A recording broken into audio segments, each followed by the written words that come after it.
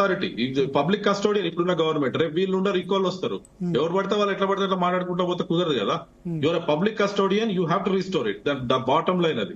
అయితే so bottom line Kaleshwaram ను repair చేయాల్సిందే, మేడిగడ్డను కంపల్సరీ. మేడిగడ్డ, అన్నారం, సుందిల్లా అంతే కదా. మీరు స్పెండ్ చేసిన 1,00,000 కోట్లు చేస్తామని కూడా అంటుంది కాంగ్రెస్ గవర్నమెంట్. 27 జూన్ వరకు చేస్తామని అంటారు.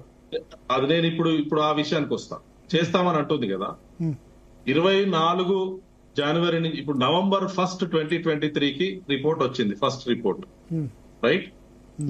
అంటే వీళ్ళు December 6th కో 8th కో గవర్నమెంట్ కి వచ్చింది, ఫామ్ చేశారు. సో లెటస్ సే January 1, 2024 నుంచి June 30th, 2024 వరకు 6 నెలలు టైం ఉండే వీళ్ళకి టెస్ట్ చేసేందుకు.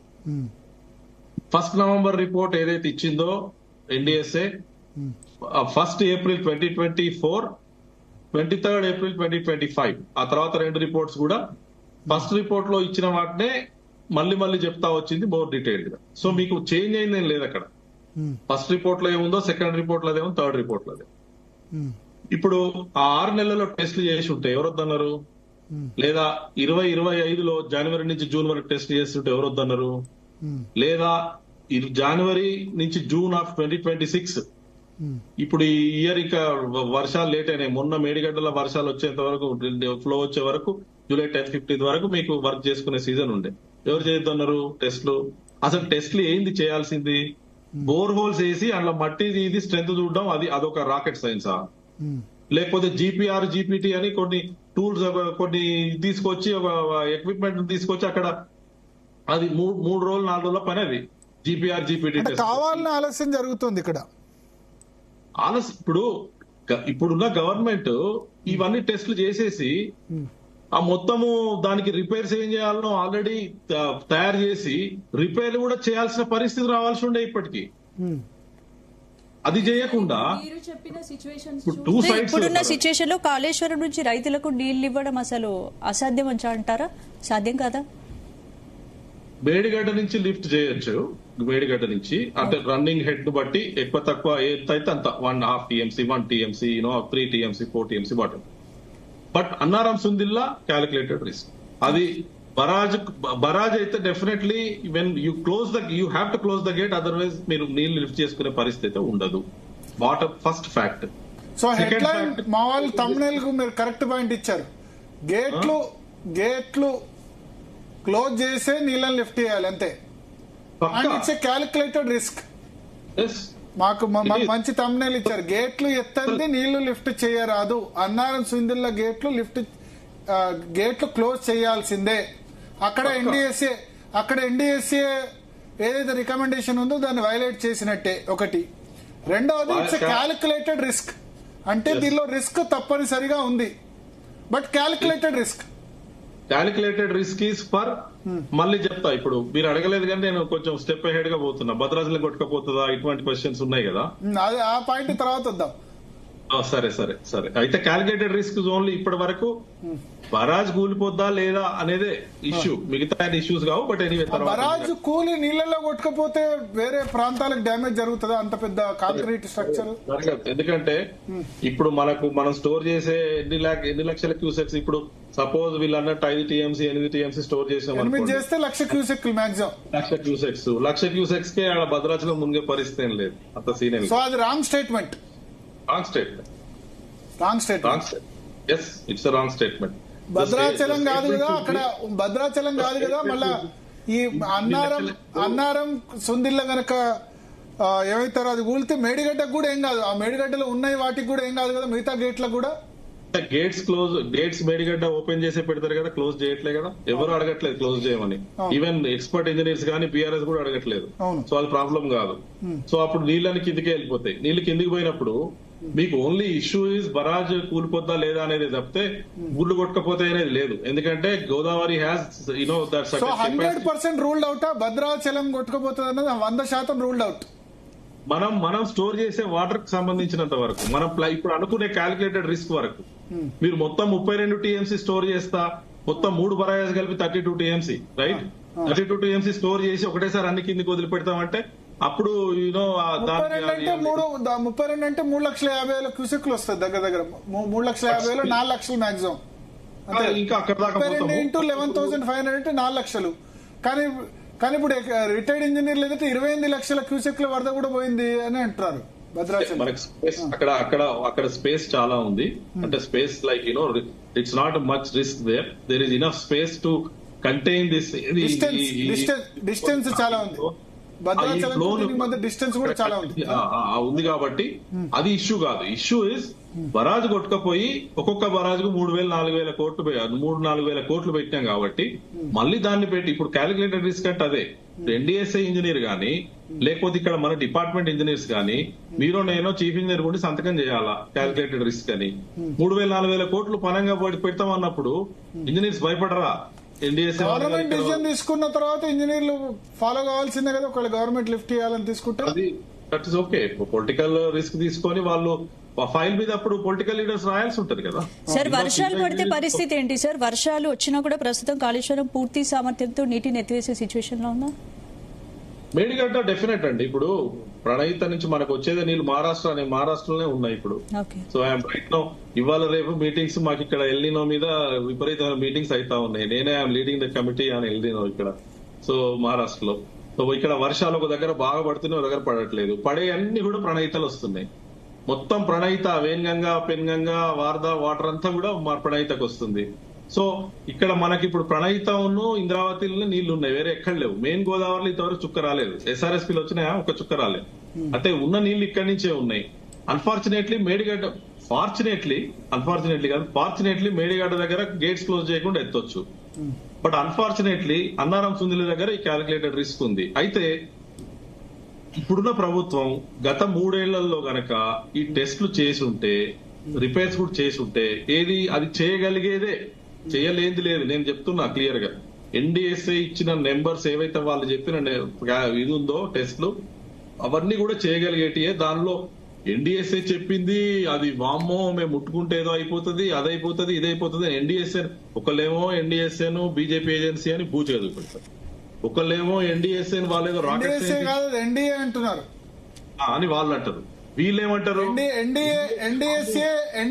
ఎన్డీఏ రాష్ట్రాలకు ఎందుకు పోదు? పోలవరం కాపర్ డ్యామ్ కొట్టుకుపోతే ఎందుకు పోదు? సుంకిశాల కొట్టుకుపోతే ఎందుకు పోదు? అంటే ఎందుకు ఎస్ఎల్బీసీ అయితే ఎన్డీఎస్సీ ఎందుకు పోదు ప్రమాదం జరిగితే? భరత్, ఇప్పుడు మనము చాలా నాలెడ్జబుల్ వరల్డ్ లో ఉన్నాం. ఇది ప్రిమిటివ్ సిచ్యువేషన్ లో లేము. నేను ఒకటే సింపుల్ ఆన్సర్ చెప్తా. ఎన్డీఎస్ఏ కంప్లీట్ అయిన ప్రాజెక్ట్స్, ఆపరేషన్ అండ్ మెయింటైన్ అయ్యే ప్రాజెక్టులను మాత్రమే ఎన్డీఎస్ఏ ఓవర్సీ చేస్తుంది. కన్స్ట్రక్షన్ లో ఉన్నప్పుడు first of all state government construct చేసే ప్రాజెక్ట్స్ అన్ని కూడా. ఈవెన్ పోలవరం కూడా సిడబ్ల్యూసీ కన్స్ట్రక్ట్ చేయాలని ఏపీ రీఆర్గనైజేషన్ యాక్ట్ లో ఉన్న ఆంధ్రప్రదేశ్ కి డెలిగేట్ చేసింది సిడబ్ల్యూసీ, ఆంధ్రప్రదేశ్ కన్స్ట్రక్ట్ చేస్తుంది. So including Polavaram, any project in the country right now is being constructed by states. Any state, Telangana, మిగతా స్టేట్, మహారాష్ట్రలో కూడా అన్నిట్లో. Project owner, dam owner is a state government.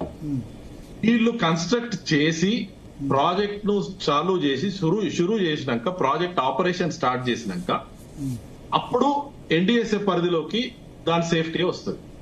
మీరు ఎస్ఎల్బీసీ కన్స్ట్రక్షన్ లోనే ఉండే, పోలవరం కన్స్ట్రక్షన్ లోనే ఉండే, ఇంకోటి కన్స్ట్రక్షన్ అసలు కన్స్ట్రక్ట్ చేసి నువ్వు ప్రొడక్ట్ తయారు కానప్పుడు NDSA doesn't even have the mandate. కూలినప్పుడు ఇప్పుడు మేడిగడ్డ కుంగినప్పుడు పోయినప్పుడు ఆపరేషన్ లో ఉంది కదా. పోలవరం కాపర్ డ్యామ్ కొట్టుకుపోయినప్పుడు కన్స్ట్రక్షన్ కదా అది. కాపర్ డ్యామ్ అనేది only one part of the whole project. Even now Polavaram is not completed. NDSA list of projects to be taken care of. Kaleshwaram కూడా సరే మేడిగడ్డ కంప్లీట్ కావచ్చు కానీ మిగతావి ఇంకా చాలా ప్యాకేజ్ కంప్లీట్ కావాలి కదా. భరత్, ఆపరేషన్ లోకి వచ్చింది కదా కాళేశ్వరం, మేడిగడ్డ, సుందిల్. అంటే ఎన్డీఎస్ఏ మ్యాండేట్ ఓన్లీ కంప్లీట్ అయ్యి ఆపరేషన్ లోకి వచ్చిన వాటిదే. It is very clear. Political గా ప్రిమిటివ్ గా మాట్లాడొద్దని చెప్పండి మాట్లాడేటోళ్లకు. ఎంత అన్యాయంగా ఉంటది ఇది. ఏదైనా మాట్లాడితే రీజన్ ఉండాలి, రీజనబిలిటీ ఉండాలి, రేషనాలిటీ. మాన్యువల్ లో క్లియర్ గా ఉందా? చాలా క్లియర్ గా ఉంది. 150% ఉంది. ఎందుకు ఉండదు? కన్స్ట్రక్షన్ లో ఉండగా కొలాప్స్ అయితే దాని పరిధిలోకి రాదా?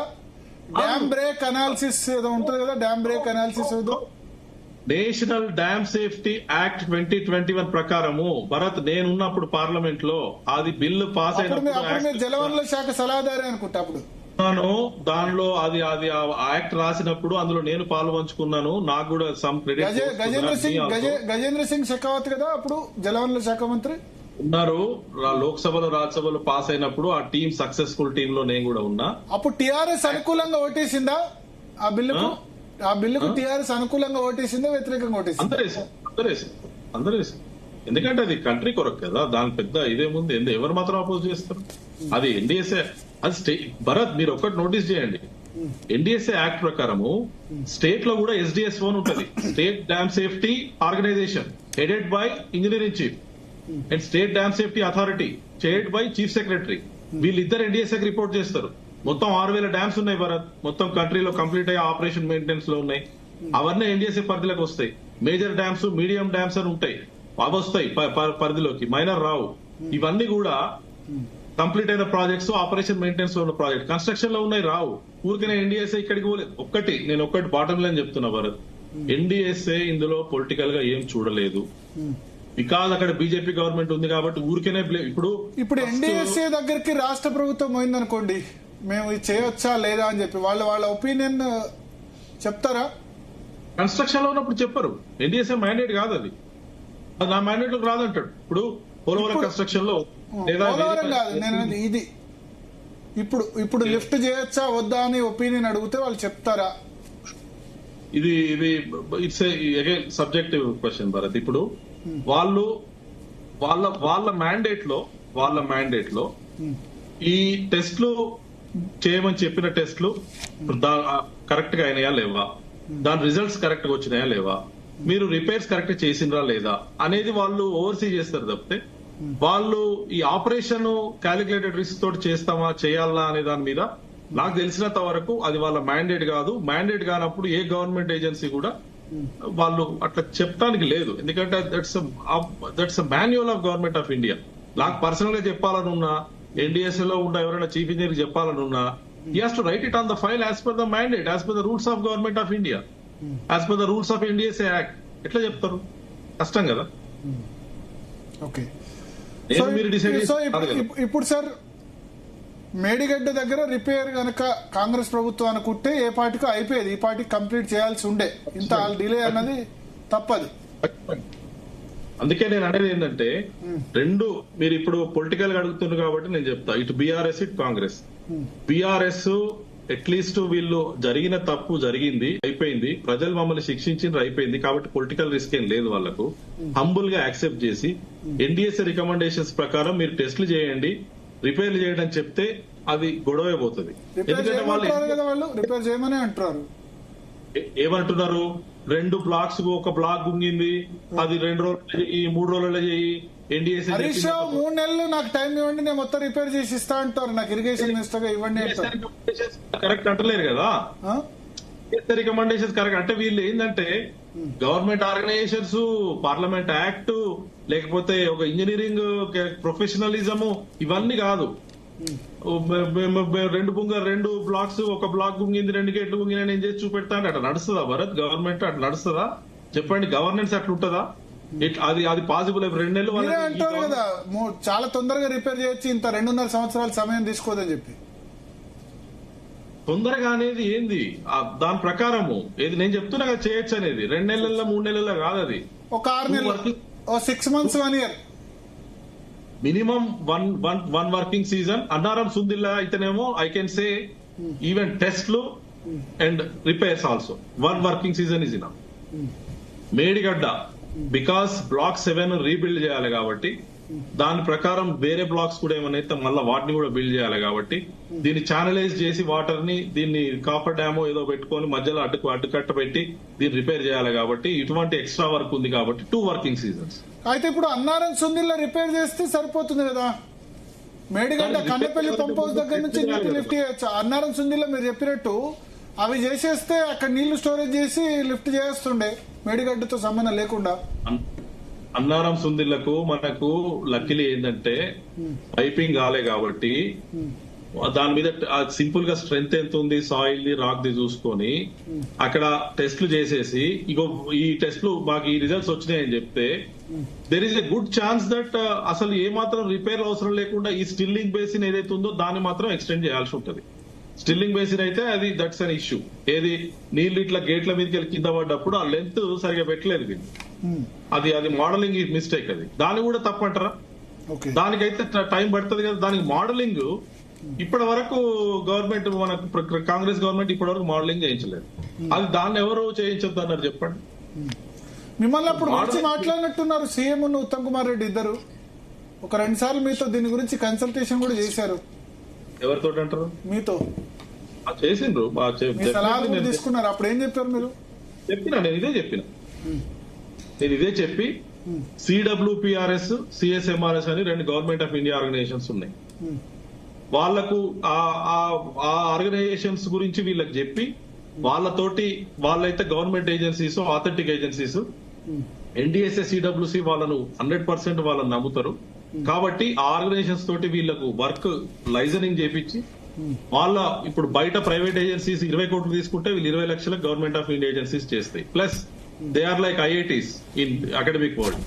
వాళ్ళతోటి టైఅప్ చేయించి వాళ్ళతోటి లైజనింగ్ కూడా చేయించినాం. ఎస్, అది in the interest of the state. నేను గవర్నమెంట్ ఆఫ్ ఇండియాలో ఉన్నప్పుడు సో వాళ్ళు CWPRS, CSMRS తోటి చేయించి వీళ్ళకి కనెక్ట్ చేసి CWPRS, CSMRS వర్క్స్ టెస్ట్ చేయాలంటే స్టేట్ గవర్నమెంట్ వాళ్ళకు ఈ బోర్ హోల్స్ తవ్వియాలి. వీళ్ళు బోర్ హోల్స్ తవ్వకుండా CWPRS, CSMRS వచ్చి ఎట్లా టెస్ట్ చేస్తారు చెప్పండి? వీళ్ళు ఈ సాయిల్ రాక్ స్టాటా తీసుకొని పోయి అక్కడ ల్యాబ్ లో తీసుకుపోయి టెస్ట్ చేయాలి వాళ్ళు. వీళ్ళు బోర్ హోల్స్ తవ్వకుంటే ఎట్లా చేస్తారు వాళ్ళు? సో ఇదే చెప్పిన స్టిల్లింగ్ బేసిన్ ఉంది, మోడలింగ్ చేయాలా. ఇక్కడ Telangana modelling agency they are not able to do, which is wrong. ఒక స్టేట్ గవర్నమెంట్ ఏజెన్సీ మేము చేయలేమని చెప్పకూడదు. వాళ్ళకి ఇవ్వాల్సినంత కెపాసిటీ, ఇన్ఫ్రాస్ట్రక్చర్ BRS గవర్నమెంట్ ఇలే, కాంగ్రెస్ గవర్నమెంట్ ఇలే స్ట్రెంగ్ చేయాలి మోడలింగ్ చేసేందుకు వాళ్ళ కెపాసిటీని. చేయలేదు. పోనీ CWPRS ని చేయించాలా? ఎందుకు చేయిస్తలేరు? నాకు తెలిసి ఇప్పటి వరకు మోడలింగ్ కాలేదు. ఒకవేళ నా రాంగ్ అయితే ఉండొచ్చు, ఎందుకంటే గవర్నమెంట్ ఏమైతుందో నాకు తెలియదు. ఒకవేళ మోడలింగ్ అయితే స్టిల్లింగ్ బేసిన్ ఎక్స్టెండ్ చేయాలి. అది 1 వర్కింగ్ సీజన్. అది ఇంతవరకు Medigadda Annaram Sundilla stilling basin extend చేయలేదు. ఆ నీళ్లు సార్ ఒకటి, అసలు మేడిగడ్డ అన్నారం సుందిల్లా ఎత్తిపోతల కాదు తిప్పిపోతల కాంగ్రెస్ ఆరోపణ. ఇప్పుడు దాన్ని రిపేర్ చేసుడు అవసరమా? దాని బదులు తుమ్మిడేటి దగ్గర బ్యారేజ్ తీసుకొని గ్రావిటీ, సరే గ్రావిటీ కాదు, ఒక లిఫ్ట్ పెట్టితే సుందిల్ల దాకా నీళ్లు వచ్చేస్తాయి. ఒక లిఫ్ట్, 1-2 లిఫ్ట్లు, చిన్న లిఫ్ట్లు పెడితే సరిపోద్ది కదా. తుమ్మిడేటి కట్టేస్తే అయిపోతాయి కదా. మళ్ళా ఎందుకు ఈ మేడిగడ్డ అన్నారం సుందిల్ల ఇవన్నీ? ఎత్తిపోతలు కాదు తుప్పిపోతల. మళ్ళీ ఎల్లంపల్లికి వాటర్ వస్తే మళ్ళా వర్షాలు ఎల్లంపల్లి పడితే మళ్ళా సముద్రంలోకి వదిలాల్సిందే. మళ్ళీ నీళ్ళు 2 విషయాలు ఉన్నాయి. తుమ్మడిహట్టి సరే, మనకు హైడ్రాలజీ క్లియరెన్స్ తుమ్మడిహట్టి దగ్గర ఫస్ట్ తీసుకోవాలా. మనకి ఇప్పుడు మిగిలి ఉంది 968 TMC లో. సమ్మక్క సారక్కకు 47 TMC హైడ్రాలజీ క్లియరెన్స్ ఆల్రెడీ ఉంది కాబట్టి దాదాపు ఒక 100 TMC, 90 నుంచి 100 TMC వరకు మనకు వెసులుబాటు ఉంది. మనకు అష్యూర్డ్ వాటర్స్ లో 968 TMC మనకు ఏదైతే ట్రిబ్యునల్ ఇచ్చిందో దానిలో 90 TMC వరకు వెసులుబాటు ఉంది. ఈ 90 TMCకి ముందు తుమ్మడేటి దగ్గర హైడ్రాలజీ క్లియరెన్స్ తీసుకోవాలి.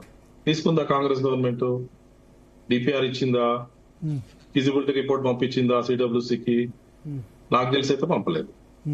హైడ్రాలజీ క్లియరెన్స్ తీసుకోవాలి ఫస్ట్.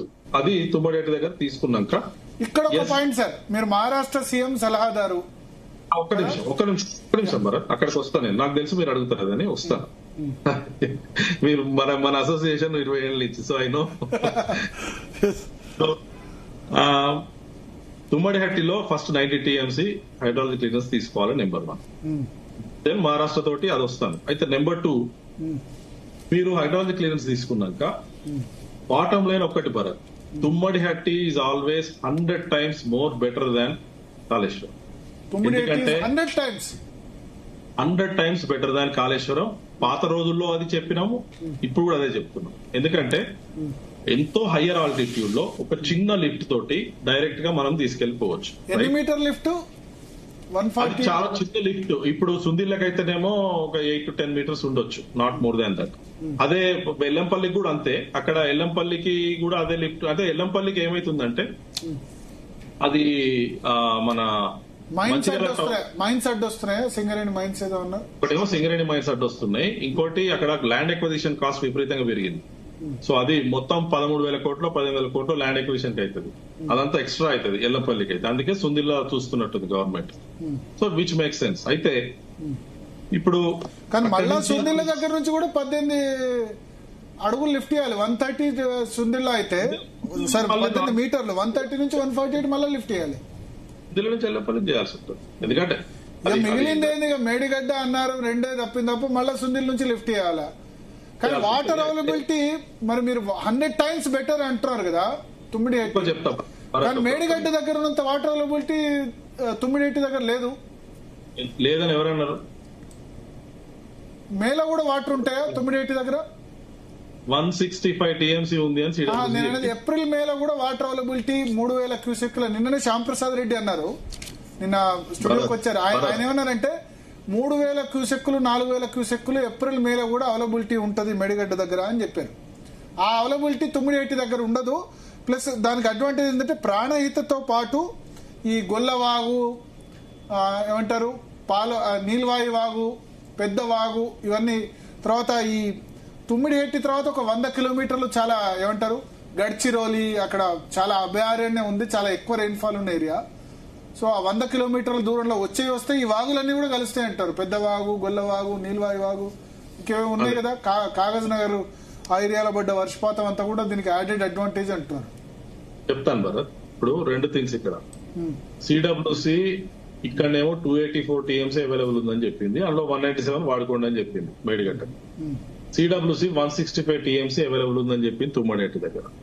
సో మీరు తుమ్మడిహెట్టి దగ్గర 165 టీఎంసీ వాడుకొని మిగతా వాటికి ఏదైతే మనకి ఇప్పుడు 197 వాడుతున్నాము, రీజనరేషన్ వాటర్ తర్వాత గ్రౌండ్ వాటర్ కలిపి 237 ఐ థింక్ 235 టీఎంసీ అనుకుంటా మొత్తం Kaleshwaram utilisation under Kaleshwaram project. ఆ 165 235 అనేది 165 అయితే 60-70 టీఎంసీ ఉందో అది ఇప్పుడు ఉన్న మేడిగడ్డ అన్నారం సుందిల్లా తక్కువ లిఫ్ట్ తోటి ఇక్కడ చేసుకుందాము. మీరు రిటైర్డ్ ఇంజనీర్స్ అడగండి, శ్యాంప్రసాద్ రెడ్డి గారిని అడగండి, లేకపోతే అప్పుడున్న విద్యాసాగర్ రావు గారు ఇప్పుడు లేరు అడగండి. సో అందరూ discuss. So at any point Tummidihatti మాకు ఒక హెడ్ లైన్ ఇచ్చారు, మాకు ఒక తమ్లైన్ ఇచ్చారు, ఏంటంటే Tummidihatti 100 times better than Medigadda. Medigadda అప్పుడు విద్యాసాగర్ రావు గారు రిటైర్డ్ అడ్వైజర్, ఇప్పుడు లేరు వారు. ఆ తర్వాత ఇప్పుడున్న శ్యాంప్రసాద్ రెడ్డి గారు అందరు అన్నది అదే. కేసీఆర్ గారికి వీళ్ళు చెప్పిండ్రు, వాళ్ళు తిట్లు తిన్నారో ఏమైనా 100 times బెటర్ అని లేదు మీలాగా. తుమ్మిడిహెట్టి దగ్గర అడ్వాంటేజెస్ ఉన్నాయి, ఇక్కడ కూడా ఉన్నాయి. వాళ్ళు అప్పుడు అన్నది అయితే ఒకటి క్లియర్, ఏమంటే తుమ్మడిహెట్టి దగ్గర ఎన్ని నీళ్లు ఉన్నాయో అని కట్టుకోవాలి. ఇప్పుడు ఇది కూడా చెప్తాను నేను. 165 టీఎంసీ ఉందంటే బీఆర్ఎస్ ఏమంటది, అందులో 63 టీఎంసీ పైన మహారాష్ట్ర వాళ్ళు ఆపుతారని సిడబ్ల్యూసీ అన్నది ఏంటంటే సర్ప్లస్ వాటర్ పేరు మీద వాళ్ళు 63 టీఎంసీ ఆపుకునే ఛాన్స్ ఉంది, కేర్ఫుల్ గా ఉండండి అన్నది. అంటే ఫ్యూచర్ లో అక్కడ ప్రాజెక్ట్స్ కట్టుకుంటే వాళ్ళు వాడుకుంటే మీకు రాదు. ప్రాజెక్ట్స్ కావవి, లెజిటిమేట్ ప్రాజెక్ట్స్ కాదు, సర్ప్లస్ వాటర్ కింద. ఇప్పుడు మనము ఆంధ్రప్రదేశ్ సర్ప్లస్ వాటర్ మీద సర్ప్లస్ వాటర్ తోటి పోలవరం బనకచెర్ల కడతామని అంటున్నారు, మనం అడ్డం పడట్లేదా? సేమ్ థింగ్ మహారాష్ట్ర తోటి కూడా మనం అడ్డం పడేటోళ్ళము, మనం కొట్లాడాలా, అది ట్రిబ్యునల్ ఇష్యూ.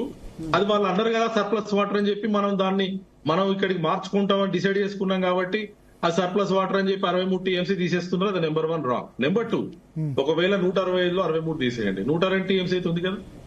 102 టీఎంసీ తోటి ఎందుకు కట్టలేదు చెప్పండి? 102 టీఎంసీ తోటి ఎందుకు కట్టలేదు? కట్టి ఉండాల్సింది. సో ఇప్పుడు కూడా తుమ్మిడిహెట్టి కట్టాలి. 100 times బెటర్ అన్నప్పుడు ఇప్పుడు కూడా తుమ్మిడిహెట్టి కడితేనే బెటర్ కట్టాలి. అయితే నేను అక్కడికి వస్తాను. బిఫోర్ దాట్ ఒక్కటి చెప్తాను. ఇప్పుడు రిటైర్డ్ ఇంజనీర్స్ అగైన్ మళ్ళీ చెప్తున్నా, విద్యాసాగర్ రావు గారు, రిటైర్డ్ ఇంజనీర్స్ వీళ్ళందరూ కూడా నేను అందరూ మాట్లాడుకున్నదే. అప్పుడు స్టేట్ ఇంట్రెస్ట్ కొరకు ఏ పార్టీలో ఉన్నా లేకున్నా యూనో వాళ్ళైతే వర్కింగ్ లో ఉన్నా, రిటైర్ అయినా, నేను ఏదైనా పార్టీలో ఉన్నా, పొలిటికల్ పార్టీలో ఉన్నా, in the interest of the state మాట్లాడుకుంది ఏంటంటే ఈవెన్ 102 టీఎంసీ ఉన్నా గానీ తుమ్మడిహెట్టి దగ్గర కట్టి మిగతా నీళ్లు ఇక్కడ కట్టి ఉంటే మీకు ఇది సపోర్టివ్ ఉండేది, మీకు ఇక్కడ లిఫ్ట్ కాస్ట్ తక్కువయ్యేది, రన్నింగ్ కాస్ట్ తక్కువయ్యేది. ఇది ఒక పాయింట్. నెంబర్ 2, ఇంకోటి బీఆర్ఎస్ గవర్నమెంట్ అప్పుడు చెప్పేది ఏంటంటే మహారాష్ట్ర 152 మీటర్స్ FRL కు ఒప్పుకోలేదు, 148 ఒప్పుకుంది అందుకని అని చెప్పి. భరత్ నేను ఒకటి చెప్తున్నా, ఈ 148 152 అయ్యేటప్పుడు డెఫినెట్లీ రాజశేఖర రెడ్డి గారు ఉన్నప్పటి గవర్నమెంట్ తర్వాత బీఆర్ఎస్ చంద్రశేఖరరావు గారు వచ్చినప్పుడు కూడా it is true that Maharashtra 152 ఒప్పుకోలేదు, 148 ఒప్పుకుంది. It is true.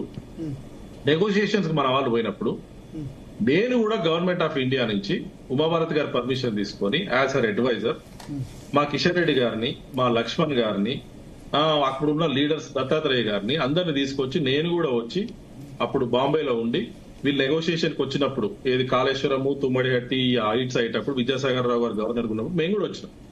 మేము కూడా ఉన్నాం అప్పుడు బాంబేలో. నేను కూడా మాట్లాడినప్పుడు ఫడ్నవీస్ గారితో వెన్ వీఆర్ నెగోషియేటింగ్, సార్ ఇది 152 మీరు వద్దంటున్నారు, 148 మీరు ఇస్తా అంటున్నారు, సమ్వేర్ ఇన్ బిట్వీన్. ఎందుకంటే 102 టీఎంసీ అంటున్నారు కదా, పోనీ 165 లేదనుకుందాం, 102 కు 150 కో 149 కో 149 మీటర్స్ కు ఈజీగా 89 టీఎంసీ తీసుకురావచ్చు, 150 మీటర్స్ కు 125 టీఎంసీ తీసుకురావచ్చు. సమ్ నెగోషియేటెడ్ సెటిల్మెంట్ 149 టీఎంసీలు 149 కి ఈజీగా 90 టీఎంసీ తీసుకురావచ్చు, 85-90 టీఎంసీ. 150 అయితే 120 తీసుకురావచ్చు. మనకి ఇప్పుడు ఉన్నాయే భరత్, మనకి ఇప్పుడు ఉన్నాయే 85-90 టీఎంసీ ఇంకా వెసులుబాటు ఉంది మనకి. అష్యూర్డ్ వాటర్స్ లో మనకు రావాల్సింది 968 లో. సో మీరు 100 కంటే ఎక్కువ ఆలోచించాల్సిన అవసరం లేదు టీఎంసీ కంటే. 90 టీఎంసీ నాకు తెలిసి మన గవర్నమెంట్ ప్లాన్ చేసేది కూడా 80-90 టీఎంసీ కంటే ఎక్కువ లేదు, 100 టీఎంసీ అనుకుంటాం. 968 టీఎంసీలు మనం ఎక్కడ వాడుతున్నాం, వాడట్లేదు కదా అసలు, సగం కూడా వాడట్లేదు. ఇప్పుడు డిపిఆర్ కనుక వీళ్ళు ఇస్తే మనకు అడిగేది సిడబ్ల్యూసీ దగ్గర మనకున్న బ్యాంక్ లో, మన వాటర్ బ్యాంక్ లో మనకు ఇంకో 100 టీఎంసీ ఉంది, మనం అడిగి తీసుకోవాల్సింది. మన అష్యూర్డ్ వాటర్ మనకి ఇంకా పెండింగ్ ఉంది, మనకు వాడుకోవాల్సింది. అది అంటున్నా నేను. సో ఆ హైట్ ఇష్యూ అనుకోండి, నెగోషియేటెడ్ సెటిల్మెంట్ పాసిబుల్ ఉండే. కానీ వీళ్ళు ఏమన్నారంటే ఆ రోజు నాకు గుర్తు, అక్కడ గవర్నర్ దగ్గర పోయినరు, అక్కడ అఫీషియల్ మీటింగ్ కాబట్టి మేము ఇక్కడ గెస్ట్ హౌస్ లో ఉన్నాం, మేము పోలేదు. లేదు ఇక్కడ కాళేశ్వరం 100 మీటర్స్ కట్టుకుంటాం, ఇక అది వదిలేసే అని చెప్పి అక్కడ 148 ఇక్కడ 100 మీటర్స్ కు సంతకాలు చేసి మన సీఎం గారు ఇటు వచ్చేసిండ్రు. ఆ సీఎం ఆయన ఆఫీస్కి వెళ్ళిపోయాడు. సో ఎనీ కేస్ అప్పుడు జరిగిపోయిన హిస్టరీ పక్కన పెడితే, ఫడ్నవీస్ అప్పుడు అన్నారు ఒక మాట, నేనే స్వయంగా తుమ్మిడిహట్టి ప్రాజెక్టు వ్యతిరేకించా పృథ్వీరాజ్ చౌహాన్ ముఖ్యమంత్రిగా ఉన్నప్పుడు, వాళ్ళ ఉద్యమం నేను చేశా, నేను ఎట్లా దాన్ని సపోర్ట్ చేస్తా అని అన్నారని కేసీఆర్ చెప్పారు. అది ఫ్యాక్ట్. 152 కానీ ఇవ్వనన్నది కూడా ఫ్యాక్ట్. బట్ మనం 149-150 కి నెగోషియేట్ చేయకుండా 148 కి ఒప్పుకొని, అంటే మనము ప్రీ డిటర్మిన్ మైండ్ తోటి వెళ్ళినాం. అది నేను చాలా క్లియర్ గా ప్రీ డిటర్మిన్ మైండ్ మేడిగడ్డ దగ్గర కన్స్ట్రక్ట్ చేయాలని వెళ్ళి ఆ రోజు ఎంఓయూలో మీరు చూడండి, ఎంఓయూ ఆ రోజు ఎంఓయూ ఏముంటుందో, అటు 148 అక్కడ, ఇటు 100 ఇక్కడ, సేమ్ డే సైన్ ఉంది. కాలర్ ముందు ఒక చిన్న పాయింట్ సార్, ఇప్పుడు మీరు జలవనరుల శాఖ సలహాదారు ఉన్నారు కాబట్టి రేవంత్ రెడ్డి పదే చాలాసార్లు చెప్పారు, అపాయింట్మెంట్ ఇవ్వట్లేదు దేవేంద్ర ఫడ్నవీస్, కిషన్ రెడ్డి ఏం చేస్తున్నాడు, బడి సంజయ్ ఏం చేస్తున్నాడు, ఎందుకు అపాయింట్మెంట్ ఇవ్వట్లేదు, లెటర్ రాశాను దేవేంద్ర ఫడ్నవీస్ తో డిస్కస్ చేసేందుకు, నేను 9 దగ్గర బ్యారేజ్ కన్స్ట్రక్షన్ కోసం అడుగుతుంటే ఎందుకు కోఆపరేట్ చేయట్లేదు, అసలు కోఆపరేట్ సంగతి పక్కన పెడితే అపాయింట్మెంట్ ఇవ్వట్లేదు ఒక ముఖ్యమంత్రికి, తోటి ముఖ్యమంత్రి. మీరు చొరవ తీసుకుంటారా? ఆయనకు అడ్వైజర్ గా ఉన్నారు కాబట్టి రేవంత్ రెడ్డి, నాకు తెలిసి ఇప్పటికే మీకు ఇన్ఫార్మల్ గానో ఫార్మల్ గానో రిక్వెస్ట్ చేసి ఉంటారు రేవంత్ రెడ్డి. తెలంగాణ చీఫ్ మినిస్టర్ దగ్గర నుంచి, రేవంత్ రెడ్డి గారి దగ్గర నుంచి మనకు వచ్చింది లెటర్ మహారాష్ట్రకు 26 మే 2026. ఓకే, అంతకంటే ముందు అంతకంటే ఒక 10 days ముందు ఉత్తమ్ కుమార్ రెడ్డి గారి దగ్గర నుంచి, వాటర్ రిసోర్స్ మినిస్టర్ నుంచి 10th మేయో 12th మేనో ఎగ్జాక్ట్ గుర్తులేదు, లెటర్ వచ్చింది. దాన్ని రిఫర్ చేస్తూ సీఎం గారి దగ్గర నుంచి, రేవంత్ రెడ్డి గారి దగ్గర నుంచి లెటర్ వచ్చింది 26 మే 2026. అది లెటర్ పంపించిన 1 week కే, 1 week కూడా కాలేదనుకుంటా, రేవంత్ రెడ్డి గారు అన్నారు నాకు అపాయింట్మెంట్ ఇవ్వట్లే అక్కడ సీఎం, నేను రాసిన సంవత్సరం నుంచి అడుగుతున్నా అని చెప్పి. That's not correct. వారు ఇచ్చింది అప్పటికి లెటర్, వారు పబ్లిక్ లో చెప్పినది ఒక 5 రోజుల ముందే మాకు లెటర్ వచ్చింది మహారాష్ట్ర. అంతకంటే ముందు లెటర్ అయితే రేవంత్ రెడ్డి గారి దగ్గర నుంచి ఫడ్నవీస్ గారికి రావాలి. దాంతో ఫడ్నవీస్ డిసప్పాయింట్ అయినారు, అట్లా పబ్లిక్ గా స్టేట్మెంట్ ఇవ్వడంతో ఫడ్నవీస్ డిసప్పాయింట్ అయినారా? అడగలేదు వారిని. 26th మేకు లెటర్ వచ్చింది. ఇది June 1st week నుంచే ఫడ్నవీస్ గారు ఇవ్వట్లే అని మనం పొలిటికల్ గా ఇక్కడ బాగా చాలా ఎక్కువ మన వాళ్ళు ఇక్కడ మాట్లాడుతా ఉన్నారు. ఇప్పుడు అసెంబ్లీ సెషన్ అయిపోయింది, 50 రోజులైంది సార్ మరి లెటర్ ఇప్పుడు రాసి, 50 రోజుల సమయం దొరకలేదా ఫడ్నవీస్ కు? నిన్ననే పవన్ కళ్యాణ్ పరామర్శించారు ముంబైలో కోకిలాబేన్ హాస్పిటల్లో భరత్, అంటే ఎన్డీఏ last డిప్యూటీ సీఎం అయితే కలుస్తారు కదా, ఇక్కడ కలవరా? పవన్ కళ్యాణ్ కూడా కలిసారు, పవన్ కళ్యాణ్ అక్కడ అపాయింట్మెంట్ ఇచ్చారు ఈ సర్జరీ కన్నా ముందు. సెకండ్, ఇప్పుడు ఇది inter state matter. So first ఎప్పుడైనా లెటర్స్ ఇట్లాంటివి వచ్చినప్పుడు ఇమీడియట్ గా సీఎం నుంచి అది వాటర్ రిసోర్స్ డిపార్ట్మెంట్ కి వచ్చింది. వాటర్ రిసోర్స్ డిపార్ట్మెంట్ లో సెక్రటరీ, అడిషనల్ ప్రిన్సిపల్ సెక్రటరీ వాళ్ళు కూర్చున్నారు. తర్వాత మినిస్టర్ గారి దగ్గరికి పోయాను. తర్వాత సీఎంఓకి వచ్చినప్పుడు నా దగ్గరికి వచ్చింది యాజ్ అడ్వైజర్ గా. సీఎం గారి దగ్గరికి తీసుకెళ్లి ఇది మాట్లాడినా. అది అప్పటికే 15-20 days అయితే ప్రొసీజర్ పడుతుంది. ఎందుకంటే department needs to give it's opinion. Political decision కంటే ముందు టెక్నికల్ ప్రూడెన్స్ ఉంటది. అది ఒక సిస్టమ్ ప్రకారం పోతుంది ఫైల్. సో పోయింది, 15-20 days లో వచ్చింది. ఈ లోపల అసెంబ్లీ సెషన్ స్టార్ట్ అయింది. మొన్న 10th Julyకి అయిపోయింది assembly session. So any time next 1 week 2 weeks లో ఎనీ టైమ్ ఫడ్నవీస్ గారు పిలుద్దాము, మాట్లాడదామని అన్నారు. So it is going to happen. నాకు తెలిసి వచ్చే వారం రోజుల లోపు రేవంత్ రెడ్డి సమావేశం ఉండొచ్చు, వారం 10 రోజుల్లో, వారం 2 వారాలలో. ఎందుకంటే నేను అంత ఖచ్చితంగా ఇప్పుడు సీఎంఓ వారి టైం లైన్ బట్టి వారు ఇస్తారు. నాతో అన్నది ఏంటంటే అంటే అక్కడ మా ఆఫీసర్స్ మంచి బ్రేకింగ్ న్యూస్ ఇచ్చారు. అంటే మాతోటి డిస్కషన్ లో అన్నారు, అంతే అఫీషియల్ గా వాళ్ళు రాస్తే కదా. వారం 10 రోజుల్లోనో 15 రోజుల్లో కలవడానికైతే అంగీకరించారు దేవేంద్ర ఫడ్నవీస్. అసెంబ్లీ సెషన్ అయిపోయినాక 1 to 2 weeks లో మనం పిలుద్దాం, మాట్లాడదాము. ఈ లోపల డిపార్ట్మెంట్ ను దానిలో ఉన్న టెక్నికల్ స్టూడెంట్స్ మొత్తం రాయమన్నారు. డిపార్ట్మెంట్ రాస్తా ఉంది, అవన్నీ కూడా రెడీగా ఉంటాయి. మన కాలర్ రెడీగా ఉన్నారు ఒకరు, నల్గొండ నుంచి రవీందర్ గారు. హలో, నమస్తే అండి. నమస్తే భరత్ గారు, అక్కడ శ్రీరామ్ గారు కూడా నమస్కారం అండి. శ్రీరామ్ గారు మంచి వాటర్ ఎక్స్పర్ట్ అండి, అందులో డౌట్ లేదు. కానీ అతనితో బీజేపీతో అఫిలియేషన్ తోటే ప్రాబ్లం. ఎందుకంటే నేను ఇప్పుడే సార్ చెప్పిన తర్వాత నేను డ్యామ్ సేఫ్టీ అథారిటీ సైట్ లోకి వెళ్ళి చెక్ చేశాను. దాంట్లో క్లియర్ గా ఏం చెప్పారంటే NDSA jurisdiction covers all specified dams under the dam safety act 2021 including safety aspects during construction, alteration, operation, maintenance and rehabilitation. However, the primary responsibilities for the dam safety remains with the dam owner. NDSA acts as the national regulator and enforcement authority rather than the owner of the operator of the dam. అయితే నేను పోలవరం గురించి అడిగాను, ఇది it specified dam అంటే Polavaram specified dam అని ఉంది. ఇప్పుడు మన సార్ అడగండి ఒకసారి. శ్రీరామ్ గారు చెప్తా అండి. ఇప్పుడు ఎన్డీఎస్ఏ యాక్ట్ లో అదంతా రాసినా గానీ ఎన్డీఎస్ఏ యాక్ట్ ప్రకారము there is a SDSO in the state and a state dam safety organization and there is a NDSA at the center. So operation and maintenance లో ఉన్న ప్రాజెక్ట్స్ నే NDSA ఓవర్సీ చేస్తే తప్పితే కన్స్ట్రక్షన్ టైంలో NDSA చేయదండి. ఇది it will not interfere. నాకున్న knowledge ప్రకారం నేను చెప్తున్నా. అంతకంటే బియాండ్ ఒకవేళ అది అట్లా ఉండుంటే గనక ఐ టేక్ బ్యాక్ మై నేనేమి మీరు అన్నారు, ఒక మాట అన్నారు బీజేపీ పర్స్పెక్టివ్ చెప్తున్నాను. అసలు బీజేపీకి ఉన్న ఈ ఇష్యూకి ఏం సంబంధం ఉందండి? ఎన్డీఎస్ఏ ఏమి ఇచ్చిందండి రవీందర్ గారు? ఎన్డీఎస్ఏ ఏం చెప్పింది? 6 నెలల్లో టెస్టులు చేసి రిహాబిలిటేట్ చేసుకొని బ్యారేజ్లు ఫంక్షన్లకు తీసుకురమ్మని చెప్పింది. 6 నెలల్లో చేయమని చెప్పిన ఎన్డీఎస్ఏను బీజేపీ ఏ విధంగా ఆపుతుందండి? ఎందుకు ఆపుతుందండి బరాజ్? మాకు అసలు ఎందుకు ఉంటుంది? మేము ఫైట్ చేసేది, బీజేపీ ఫైట్ చేసేది దానిలో ఉన్న కరప్షన్ ఫైట్ చేస్తాము, దానిలో ఉన్న ఇన్ఎఫిషియన్సీని ఫైట్ చేస్తాం తప్పితే. నేను చాలా క్లియర్ గా చెప్తున్నా. మా రామచంద్రరావు గారితో మాట్లాడిన, స్టేట్ ప్రెసిడెంట్ తోటి, మా కిషన్ రెడ్డి గారితో మాట్లాడిన, బీజేపీ ఒపీనియన్ ఏంది? స్టేట్ పబ్లిక్ ఎక్స్చెకర్ స్పెండ్ అయి ఉన్నదాన్ని we cannot ignore like that. It is public's money, we have to restore the things. NDSA technical గా ఇచ్చిన రిపోర్ట్ కు బీజేపీకి ఫస్ట్ సంబంధం లేదు. ఒకవేళ ఎన్డీఏ ఇచ్చింది ఏమన్నా రాకెట్ సైజ్ ఇచ్చిందా అంటే 6 నెలల్లో రిపేర్ చేసుకోమనే ఇచ్చింది. టెస్ట్లు చాలా సింపుల్ ఈజీ థింగ్స్ చెప్పింది. ఒక పక్కన వీళ్ళు చేయరు, పాత గవర్నమెంట్ వాళ్ళు అసలు ఎన్డీఎస్ఏ తప్పంటారు, వాళ్ళేమో ఎక్నాలెడ్జ్ చేయరు, వీళ్ళు రిపేర్ చేయరు. ఈ మధ్యలో ఎన్డీఎస్ఏ మీద ఎందుకండి? నాకు అర్థం కాదు. ఓకే రైట్, మనకు నెక్స్ట్ కాలర్ రెడీగా ఉన్నారు, వనపర్తి నుంచి రవి గారు. హలో సార్, నమస్తే సార్. నమస్తే రవి గారు, చెప్పండి. ఇక్కడ వనపర్తి, నేను ఒక రైతు మేడం, రవి నా పేరు. సార్ నమస్తే సార్. నమస్తే అండి, చెప్పండి సార్. ఈ కాళేశ్వరం పైన ఇంత చర్చ చేస్తున్నారు.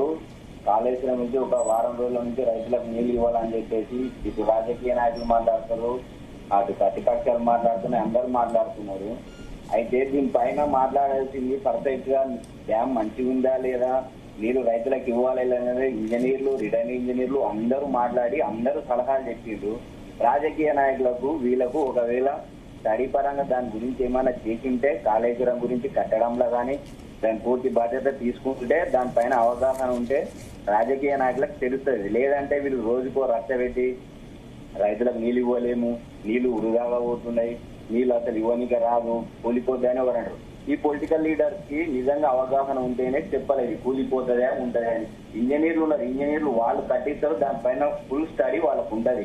ఫుల్ స్టడీ ఉంటది వాళ్ళకి. అక్కడ అది కూలిపోతుందా ఉంటుందా, నీళ్లకు రైతులకు ఇవ్వాలా లేదనేది వాళ్ళని డిసైడ్ చేయమని చెప్పి చెప్పాలి. వీళ్ళుండి ఇయ్యలేమని వీళ్ళు ఇయ్యమని ప్రతిపక్షాలు చెప్తావి, ఇస్తారేమని చెప్పేసి వాళ్ళు చెప్తారు, కూలిపోయినారు. అసలు ఒరిజినల్ గా చెప్పాల్సింది ఎవరు సార్? ఇంజనీర్లు.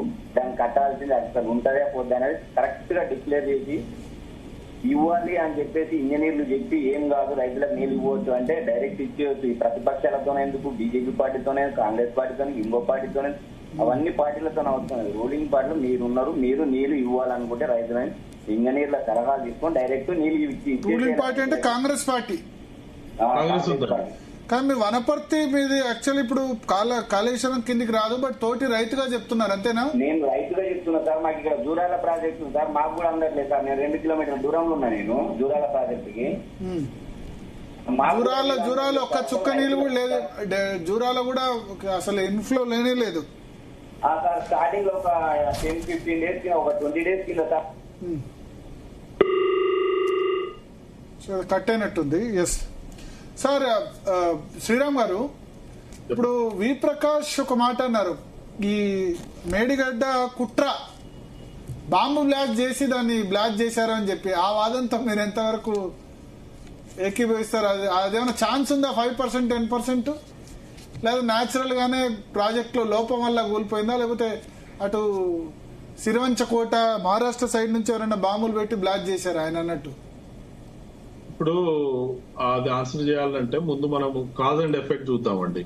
ఇప్పుడు ఎన్డీఎస్ఏ రిపోర్ట్ లో శాటిలైట్ ఇమేజెస్ తోటి వాళ్ళు చూపెట్టింది ఏంటంటే పైపింగ్ అయింది, శాండ్ కింద నుంచి పోతుంది. అది ఎప్పటి నుంచి పోతుంది? అది డ్యామ్ ఆపరేషన్ లకు వచ్చిన, బరాజ్ ఆపరేషన్ లకు వచ్చినప్పటి నుంచి ఫస్ట్ ఇయర్ నుంచి 2-3 ఇయర్స్ రన్ 21, 22, 2020, 2021, 22, 23 ఈ 4 years satellite images NDSA report లో ఉన్నాయి చూడండి. పైపింగ్ జరిగింది వాస్తవం, వాళ్ళు చూపెట్టింది. స్టిల్లింగ్ బేసిన్ సరిగా ఏది లెంత్ సరిగా లేని వాస్తవము. మోడలింగ్ అది నీళ్లు అక్కడ మేడిగడ్డ సైటే కరెక్ట్ కాదంటారు. అక్కడ కట్టేందుకు, బ్యారేజ్ కట్టేందుకు అసలు సైటే కరెక్ట్ కాదంటారు. Correctness of the site needs to, అది జియోటెక్నికల్ జియోఫిజికల్ ఇన్వెస్టిగేషన్స్ తోటి దాని సాయిల్ కెపాసిటీ లేకపోతే రాక్ కెపాసిటీ చూసి, ఒకవేళ అక్కడ బరాజ్ కట్టలేము, రాఫ్ట్ తోటి కాదు పని అనుకుంటే డ్యామ్ కట్టి ఉండాల్సింది రాక్ వరకు పోయి. సో అవన్నీ టెస్ట్ కరెక్ట్ చేసి ఉంటే తెలిసేది. ఏది కూడా ఇంపాసిబుల్ ఉండదు. ఇప్పుడు అక్కడ మీరు కింద స్ట్రాటాన్ని బట్టి పైన డిజైన్స్ ఉంటాయి. కరెక్ట్ కాదు అనేది ఏంది, కింద ఉన్న షియర్ బేరింగ్ కెపాసిటీ గానీ, షియర్ స్ట్రెంత్ గానీ అవి చూడకుండా మీరు అది సీకెంట్ పైల్స్ బదులు ఈ పైల్స్, ఆ పైల్స్, ఇటువంటి అన్ని క్వశ్చన్స్ అన్ని వస్తున్నాయి కదా. సో అక్కడ దట్ ఈస్ వేర్ కరెక్ట్ గా మనకు మెజర్మెంట్స్ లేవు కాబట్టి, నెంబర్స్ లేవు కాబట్టి, అది ఎన్డీఎస్ఏ చెప్పింది. అది అంత క్లియర్ గా వాళ్ళు చెప్పినప్పుడు దాన్ని మనం పక్కన పెట్టేసి ఇటువంటి స్పెక్యులేటివ్ థింగ్స్ చెప్తే దానికి సమాధానం ఏం చెప్తాను చెప్పండి. ఓకే, సో అది మీ ఉద్దేశంలో బ్లాస్ట్ అయితే కాదు, అది మీరే డిసైడ్ చేయండి. నేను నా ఒపీనియన్ క్లియర్ గా చెప్పాడంటే మీరు అనలైజ్ చేయండి. డిసైడ్ 21-22 లోనే శాండ్ పోయింది కాబట్టి అది అప్పటి నుంచి తెలిసిపోతుంది. మరి మన వాళ్ళు, మన ఇంజనీర్లకు తెలియలేదా? ఎందుకు తెలియదండి, వాళ్ళు రాసిండ్రు కదా. ఎగ్జిక్యూటివ్ ఇంజనీర్స్, డ్యామ్ ఆపరేటింగ్ చేసే ఎగ్జిక్యూటివ్ ఇంజనీర్స్ అప్పుడు లెటర్స్ రాసిండ్రు. స్టిల్లింగ్ బేసిక్ సరిగా లేదని రాసి సీసీ బ్లాక్స్ ఎవ్రీ ఇయర్ కొట్టుకోవాలి. దీన్ని ఎవరు పర్యవేక్షించాల్సింది? అక్కడ చీఫ్ ఇంజనీరో లేకపోతే ఎస్సీఓ, సిఇఓ చూడాలి కదా. ఎగ్జిక్యూటివ్ ఇంజనీర్ రాసినప్పుడు, ఈఎన్సీకి చీఫ్ ఇంజనీర్ రాసినప్పుడు, చీఫ్ ఇంజనీర్ ఈఎన్సీ దృష్టికి తీసుకుపోయినప్పుడు వాళ్ళు దృష్టి పెట్టి వాళ్ళు గవర్నమెంట్ దృష్టికి తీసుకుపోయి దాన్ని అరెస్ట్ చేయాల్సింది ఇష్యూని. అది చాలా ఈజీగా ఉండేది, అప్పుడు చేయలేదు. రెండోది, స్టిల్లింగ్ బేసిన్ లో ఎవ్రీ ఇయర్ మీరు చూడండి, అక్కడ మీరు అడగండి, ఎవ్రీ ఇయర్ సీసీ బ్లాక్స్ కొట్టుకపోతాయండి. రీజన్ ఏంటి? అప్పుడు ఆపరేట్ చేసినప్పుడు నీళ్లు పడతాయి, సీసీ బ్లాక్స్ కొట్టుకపోతాయి. స్టిల్లింగ్ బేసిన్ ఎక్స్టెండ్ చేయాలి, అదైతే ఫ్యాక్ట్ కదండి. అదైతే ఈ geotechnical, geophysical, barrage capacity, dam కట్టాలన్నా సరే కట్టలేదా, కట్టిందా అనేది పక్కన పెడితే అదైతే డిఫరెంట్ ఫెయిల్యూర్ కనపడుతుంది కదా. ఎన్డీఎస్ఏ క్లియర్ గా ఇచ్చింది కదా. మీరు ఏ ఇంజనీర్ అని అడగండి, ఏ కాంట్రాక్టింగ్ ఏజెన్సీని అడగండి. సో ఇంజనీర్ల పర్యవేక్షణ లోపం హై అంటే కింది స్థాయి కాదు కానీ ప్రాజెక్ట్ కాదు కానీ పై స్థాయిలో ఈఎన్సీ లెవెల్లో జరిగింది. వాళ్ళు రాసినప్పుడు దాన్ని సీరియస్ గా తీసుకోలేదు. ఎన్డీఎస్ఏ రిపోర్ట్ లో అది రాసిందండి. మీరు